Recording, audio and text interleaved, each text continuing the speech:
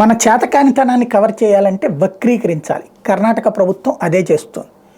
ఇప్పుడు మొన్న మధ్యన జగన్ సర్కారు కరువు సహాయానికి సంబంధించి కమిటీ వేసింది. ఎప్పుడు మొన్నప్పుడు ఈనాడు జ్యోతి కూడా రాసినప్పుడు నేను అన్నా, ఇప్పుడు కరువు అంటే వెంటనే డబ్బులు ఎక్కడి నుంచి ఇస్తారు, తర్వాత కదా ఇచ్చేది అనేటువంటిది. తర్వాత మొన్న రిలీజ్ చేశారు.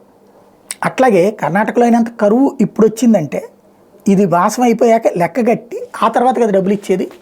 కానీ ఇప్పుడే డబ్బులు ఇచ్చేయమని చెప్పి అడిగింది కేంద్రాన్ని కర్ణాటక ప్రభుత్వం. మీరు కరువుకి సంబంధించి ఏ మండలాల్లో కరువు ఉందో మాకు లిస్టు పంపించండి, మేము టీమును పంపిస్తాం, వాళ్ళు వెరిఫై చేశాక ఇస్తారన్నారు. వెంటనే వీళ్ళు కోర్టులో కేసు వేసేశారు, కరువు నిధులు రిలీజ్ చేయట్లేదని.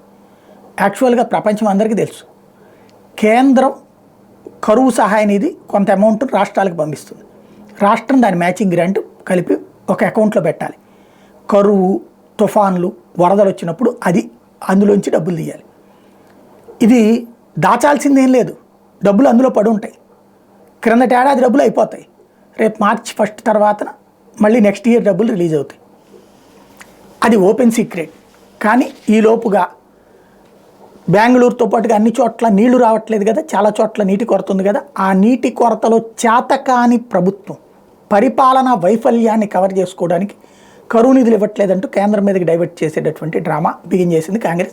ఏళ్ల తరబడిగా, దశాబ్దాల తరబడి అదే గేమ్ ఉంటుంది దానికి.